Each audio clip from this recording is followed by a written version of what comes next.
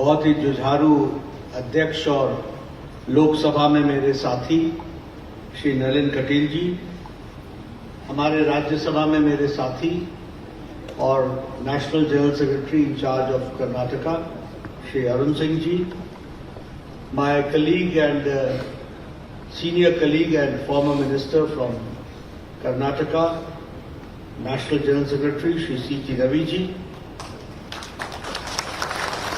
our Minister in Government of India, Madam Shobha Karandelaje ji, Shri Pranesh ji, the MLC, Shri Suresh ji, MLA, Shri Veli Prakash ji, MLA, Shri Kumar Swami ji, our MLA, और Kalma Dappa ji, the President, District President, all the respected members on the dais and off the dais, and the leaders representing the various walks of life here in this August gathering, and also my friends from the media, print media and electronic media.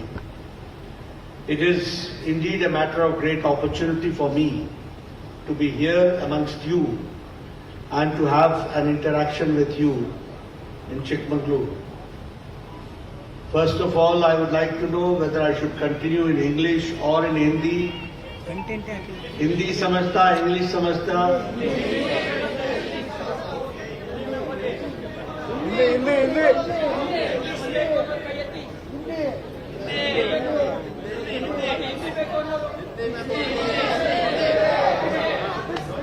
चलिए हम दोनों में बोलेंगे।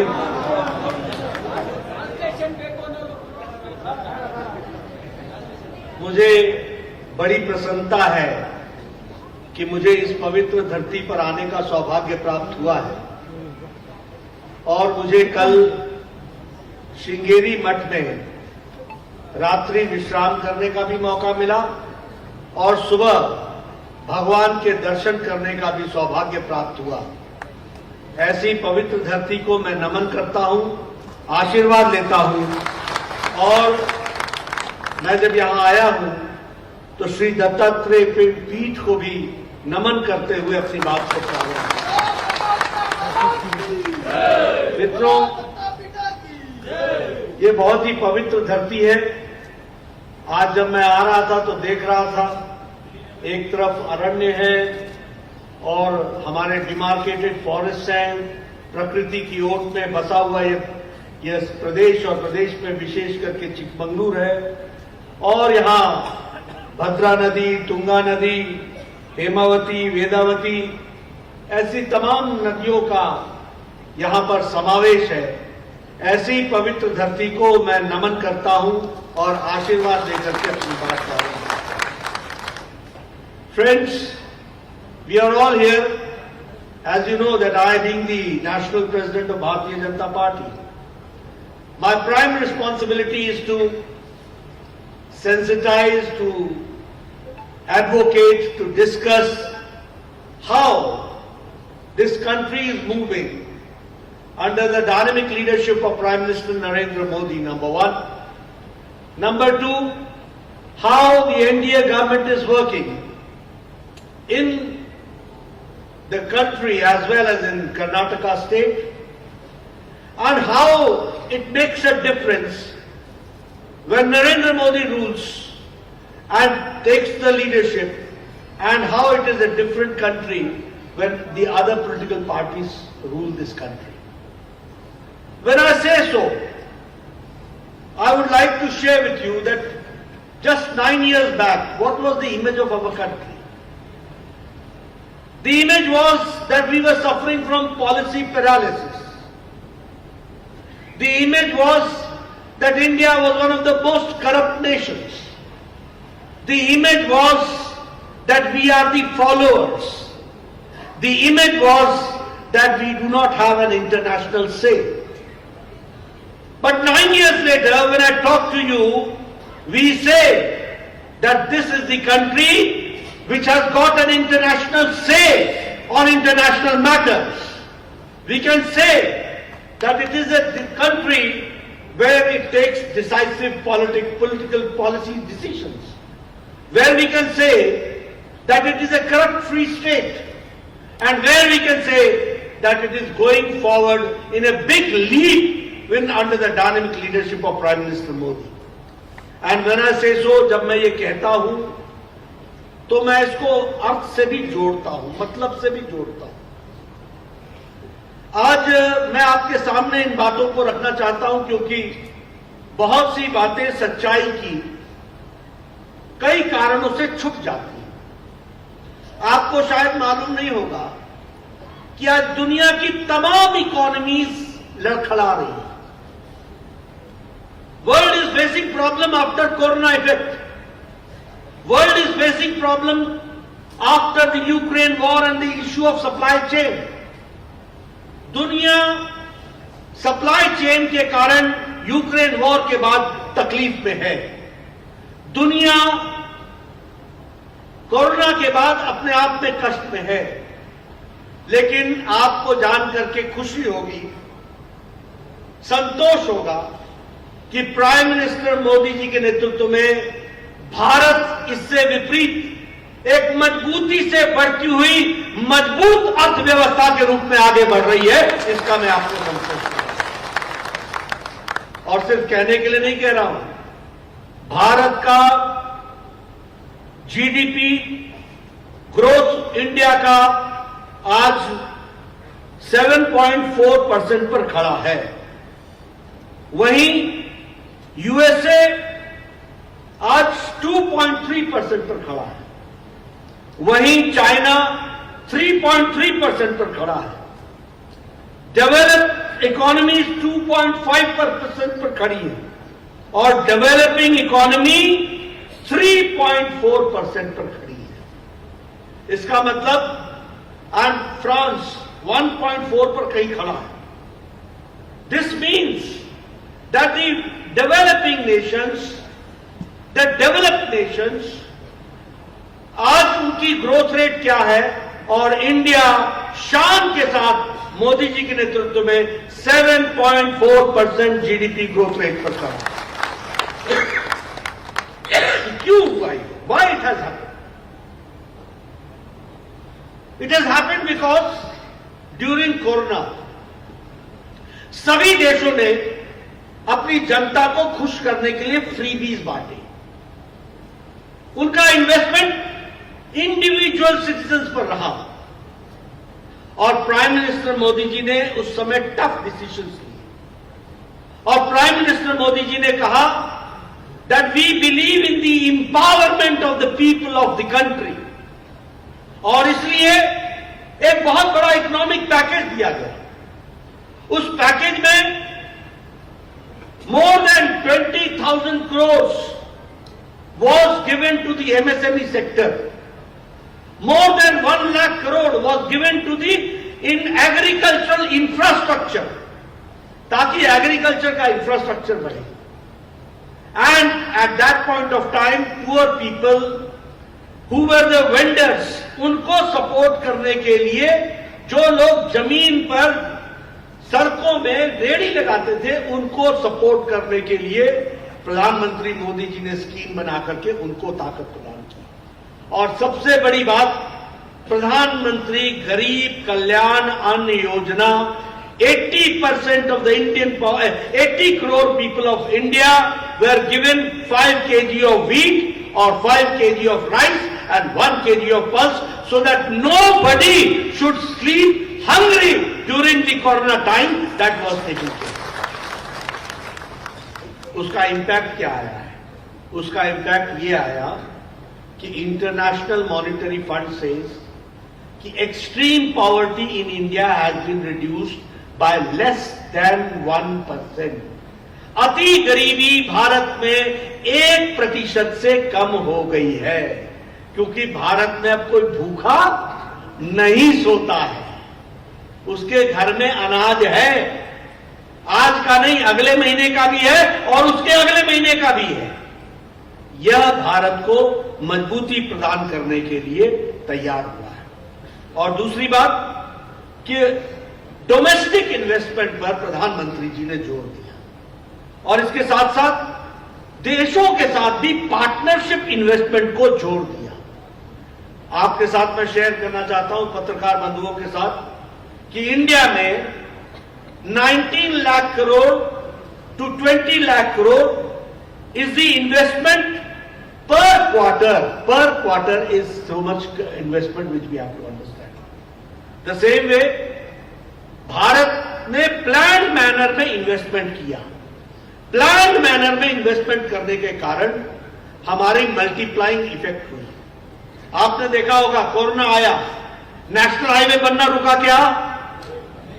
Railways का expansion रुका क्या? Railways का electrification रुका क्या?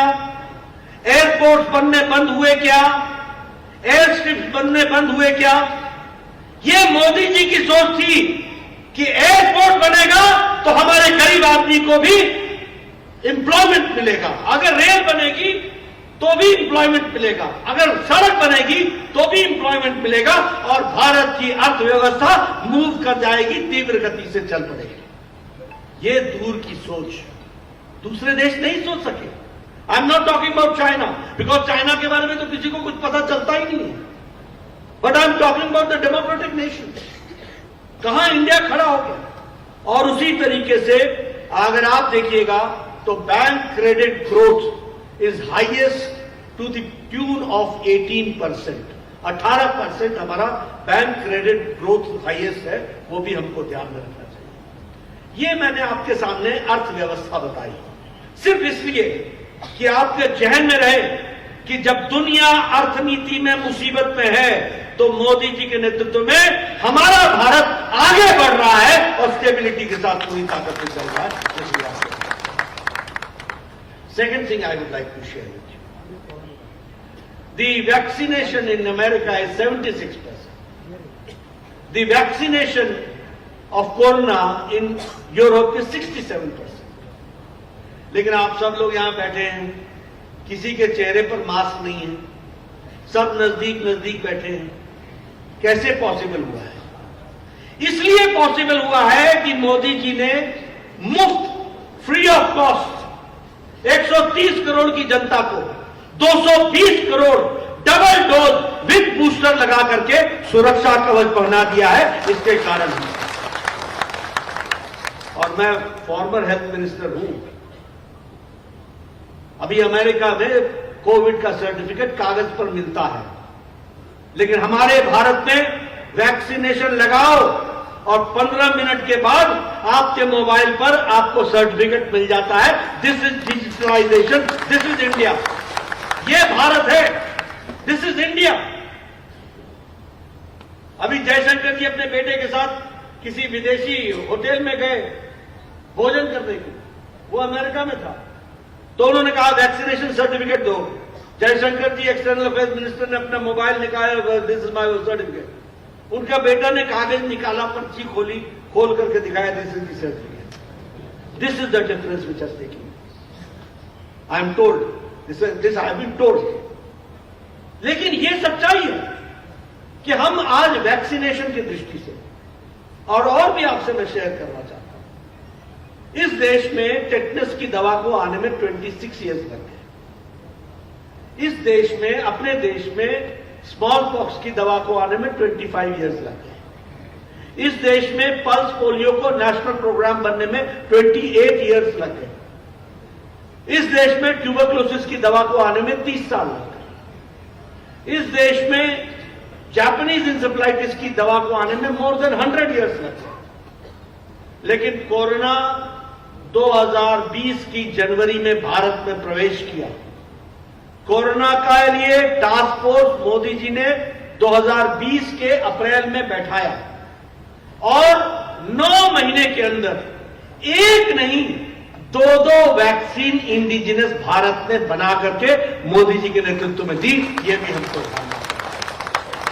And today we have been able to supply vaccine Maitri में vaccine to 100 countries and we have given free of cost to 48 countries. 48 देशों को मुफ्त दिया गया है।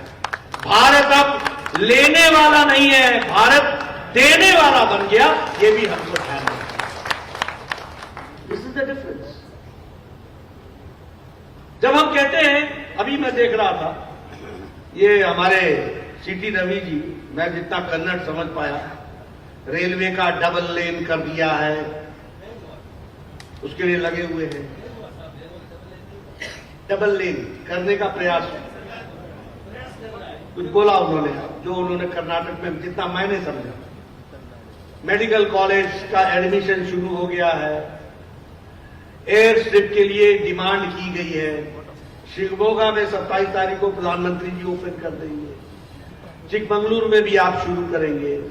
ये सारी बातें वो कह रहे हैं। उसी तरीके से हमारी शोभा जी ने भी कुछ बातों की चर्चा की। लेकिन मैं एक ही बात कह रहा था, जब ये सीटी रवि जी को मैं सुन रहा था, have you seen any Congress leader coming out in front of the public after 5 years of service to say that what he has done and what he will do? Have you seen any Congress leader saying this? It is only Bharatiya Janata Party leader who is responsible and responsive to the people and sentiment.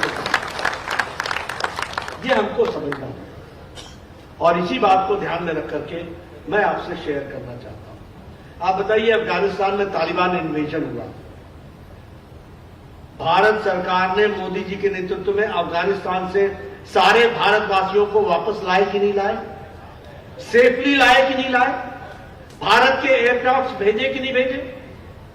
आप बताइए, Ukraine में war हुआ, कोई भी देश का प्रधानमंत्री किसी ने भी प्रयास किया कि अपने बच्चों को रशिया से वापस, यूक्रेन से वापस लाए? लेकिन प्रधानमंत्री मोदी जी ने पुतिन से भी बातचीत की, ज़ेलेंस्की से भी बातचीत की, युद्ध को रुकवाया और भारत का तिरंगा लेकर के 22,500 बच्चे सेफ भारत पहुंचे। और कर्नाटका के भी 600 students came back safely, 600 students. This is pro responsive government which we have to understand. आज मुझे बड़ी खुशी होती है, ब्रिटेन ने हमारे ऊपर 200 साल राज किया, 200 years। Now India is 5th largest economy from 10th. 10th से 5th largest economy हो गई and we have overtaken the Britishers who ruled us for 200 years. Automobile industry, हम सुनते थे जापान की गाड़ी डैटसन टोयोटा, छोटे होते थे तो अमेरिका की प्लीमथ सुनते थे और डैटसन टोयोटा जापान की सुनते थे। हमको लगता था कि पता नहीं हमारे भारत में कभी हम ऐसी ऑटोमोबाइल देख पाएंगे। आपको जानकर खुशी होगी कि India is 3rd in automobile industry and we have overtaken Japan. Now only America and China are ahead of us, बाकी सब पर हम भारी हो गए हैं और हम 3रे नंबर की इकॉनमी बन गए। Mobile industry, in 2014 92% of the mobile came from China, was imported, 92%. आज 97% of mobile is being manufactured in India. This we have to understand. और आपसे मैं निवेदन करूंगा कि अभी नया एप्पल जब आप खरीदोगे ना, तो उसमें पढ़ना लिखा हुआ है मेड इन इंडिया। अब एप्पल भी यहां मैन्युफैक्चर होगा। If I talk about steel, 4th number से हम बढ़कर के 2nd नंबर पर आ गए, चाइना हमसे सिर्फ आगे है। If I talk about chemicals, 156 countries को हम केमिकल्स बेच रहे हैं और 138% हमारा इंक्रीज हुआ। If I talk about pharmaceuticals में हमारी दवाई सबसे कम दाम की, सबसे सस्ती और सबसे इफेक्टिव दवाई, दुनिया की फार्मेसी भारत बन गया है। 200 नेशंस को हम दवाई सप्लाई करते हैं। ये देश की स्थिति आकर के खड़ी हुई है और ये हम सबको गौरव करने के लिए इलेक्ट्रॉनिक एक्सपोर्ट्स हमारा 70,000 करोड़ रुपीस का पहुंच गया है। और उसी तरीके से इलेक्ट्रॉनिक मैन्युफैक्चरिंग में 2014 में 13 में हम 1 लाख करोड़ का मैन्युफैक्चरिंग कर रहे थे, आज हम 6 लाख करोड़ का इलेक्ट्रॉनिक मैन्युफैक्चरिंग कर रहे हैं। ये भी हमको समझना चाहिए। और मैं एक बात और आपके साथ शेयर करना चाहूंगा कि कर्नाटक 2nd हाईएस्ट प्रोड्यूसर है special purpose heavy electrical machinery का सेकंड प्रोड्यूसर है ये कर्नाटक की स्थिति। इसलिए हम हर तरीके से टॉय इंडस्ट्री, टॉय में हम 800 करोड़ का सेल करते थे, आज हम 2600 करोड़ का सेल कर रहे हैं और हम 3 टाइम्स इंक्रीज हमारा टॉय इंडस्ट्री में हुआ है।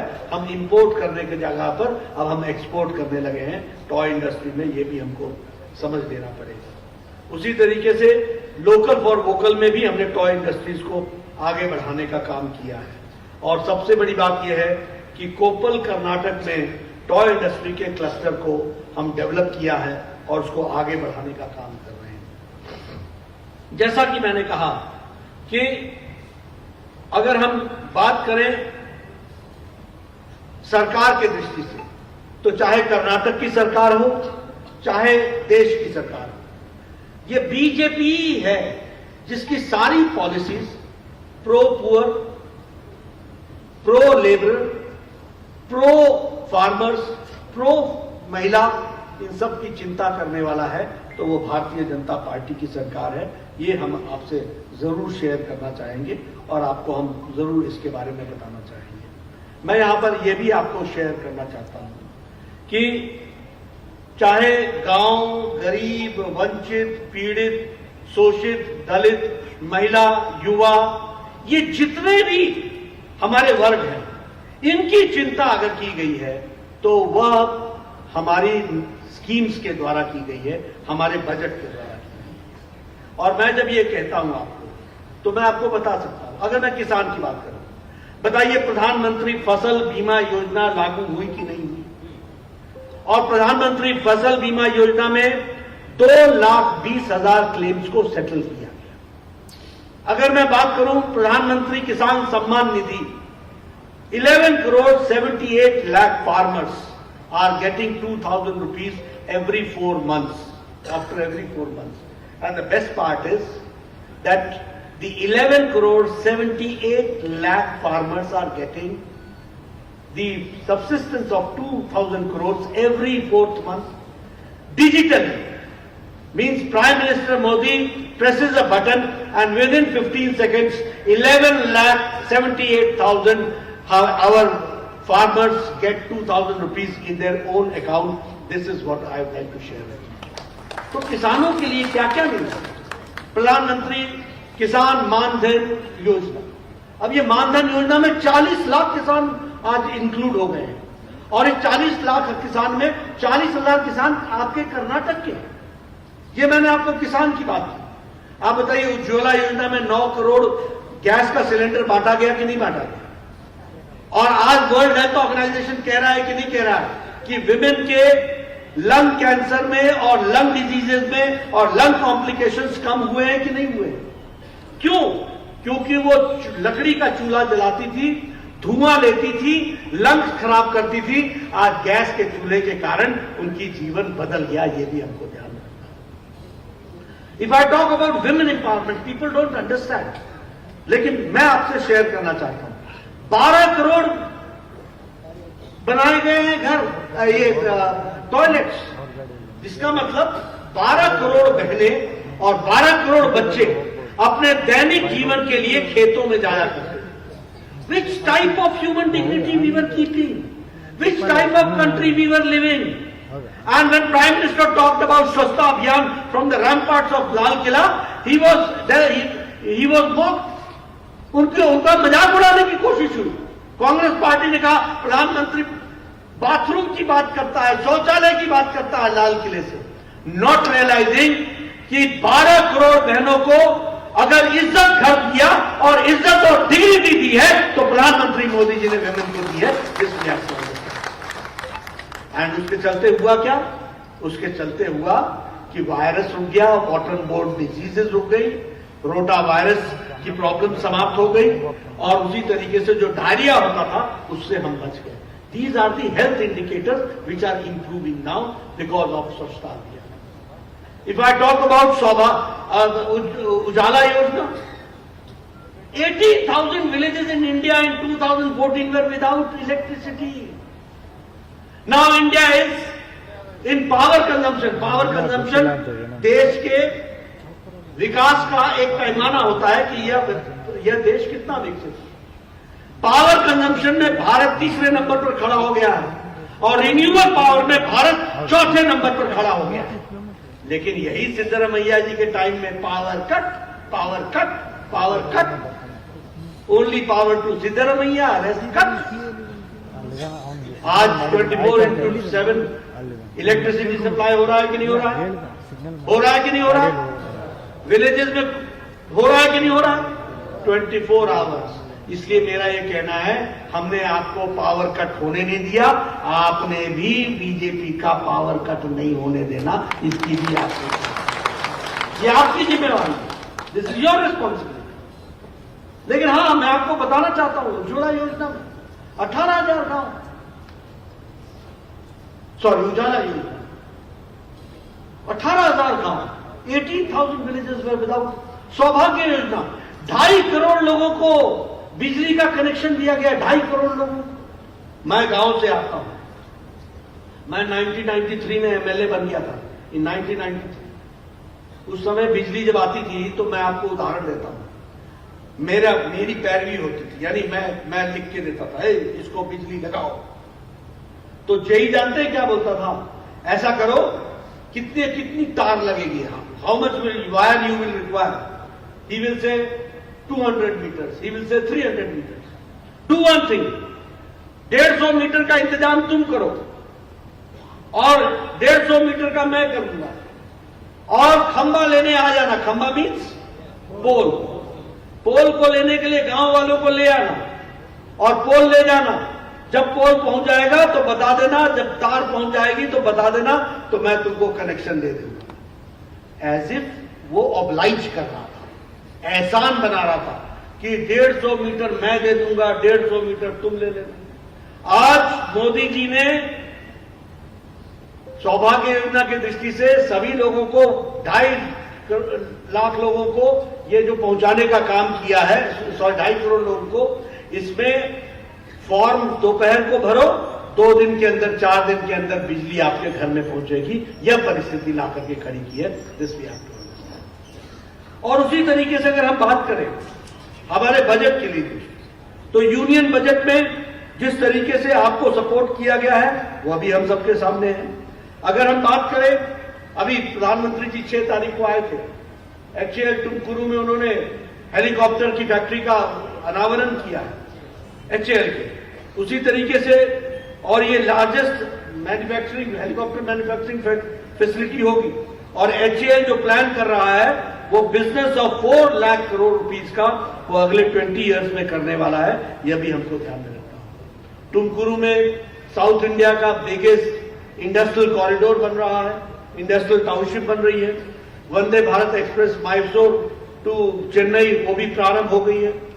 आपका international airport Kempegowda terminal 2 5,000 crore rupees का बन करके वो उसको इनॉग्रेट कर दिया गया है। क्या नाथ प्रभु केम्पेगौड़ा जी की मूर्ति का अनावरण हुआ है। हर दृष्टि से विकास को आगे बढ़ाने का काम हमारे यहाँ हुआ है, वो मैं आप लोगों के साथ जरूर शेयर करना चाहता हूँ। आज कर्नाटक में global investors 9 lakh crore rupees का हुआ है, and I am happy to share with you that Karnataka is number 1 in foreign direct investment as far as states are concerned, that we have to understand. और उसी तरीके से अभी 70% ऑफ द डिफेंस एयरक्राफ्ट वो बनेगा तो कर्नाटक में बनेगा, और स्पेस एयरक्राफ्ट का 25% शेयर कर्नाटक के पास है, यानी कर्नाटक उसको डिलीवर कर रहा है। That we have to understand. इसी दृष्टि से विकास के नए आयामों को जोड़ने का प्रयास हुआ है। मैं यहां आपसे सिर्फ एक ही बात शेयर करने आया हूं। I would like to share with you only one thing, that we have tried to see to it that under Prime Minister Modi, a responsible government, a responsive government, a government which acts, a government which takes decision, and a government which delivers, उसके लिए हम काम कर रहे हैं। और मुझे खुशी है कि कर्नाटक में भी इस बार का भी जो बजट आया है वो मई 7 था, वो महिलाओं को सशक्तिकरण देता है, युवाओं को प्रोत्साहन देता है, युवाओं की आकांक्षाओं को उड़ान देता है, और उसी के साथ साथ किसानों को ताकत देता है, हॉर्टिकल्चरिस्ट को ताकत देता है, लेबरर्स को आगे शान से जीने का अपॉर्चुनिटी देता है और उनको एम्पावर करता है, और इसी तरीके से हमारी आने वाली बेटियों को पढ़ाई के दृष्टि से सुविधा देने में अपना पूरा योगदान करता है, और इन सब के साथ साथ बेसिक इंफ्रास्ट्रक्चर को डेवलप करने में प्रयास करता है।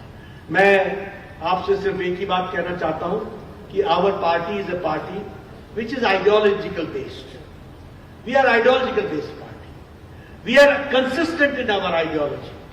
Whatever we said in 1952 when we were in Johnson, we stand by it even today. Whatever we said in 1980s, we stand by it. It's an ideological party in continuity, in consistency, and we are in conformity with our ideology, what we are doing.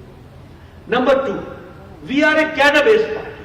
When we say cadre-based party, it means that we are a party which has got a grassroots level cadre at the booth level, and we try to see to it that each worker is trained in a particular manner. And when I say that our party has got a mass following, I can assure you that Bharatiya Janata Party has got the maximum mass following in the country. That is why it is the world's largest political party that we'd like to share. What I need from you is one thing, that there are people, I would not like to say on good occasions talk about Congress party, about Siddaramaiah, about मैं मौसम को खराब नहीं करना चाहता, मैं ऐसे समय में कुछ चीजों को कहना नहीं चाहता, लेकिन मैं इतना जरूर कहना चाहूंगा कि ये Congress party believes in corruption, commission, division, divide and rule, vote bank politics, dynastic politics. ये सब कांग्रेस के ट्रेड्स हैं। These are all traits of Congress party. And when I say so, I would like to ask that when Praveen was killed by the PFI killer squad, उस समय ये जो panic करने की क्रिएशन हुई थी, उसके बाद सिद्धारमैया जी ने, today we all know that PFI is a banned organisation. We all knew the activities of PFI at that point of time, but Siddaramaiah के कंट्रीब्यूशन में, ये कंट्रीब्यूशन है उनका कर्नाटक को, कि he withdrew 175 cases against PFI and 1,600 PFI activists were released, and KFD, Karnataka Forum for Dignity activists. What does this mean? Why this appeasement? Why are you playing with law and order situation? Because you believe in vote bank politics. Another thing, you talk about corruption. Who removed the Lokayukta? Who stopped the institution of Lokayukta? And who brought the Lokayukta institution? You will always find BJP is for righteousness and Congress party is always doing something mischievous against the society. That we have to understand. और इसीलिए मैं आपसे निवेदन करने आया हूं कि आप भारतीय जनता पार्टी को समर्थन दें, ताकत दें। हम सब लोग ईमानदारी से, हम ये नहीं कहते that we are the repository of all wisdom, हम ये नहीं कहते we do the best, we try to do the best and always there is scope of improvement. Your suggestions are well taken, your suggestions will be well taken, but one thing we should be clear, that we are honest to the cause for the people of India and for the people of Karnataka. That much I can assure you that Bharatiya Janata Party stands. आप सब लोगों ने मुझे बड़ी patient hearing की है, इसके लिए मैं आपका विशेष करके धन्यवादी हूं।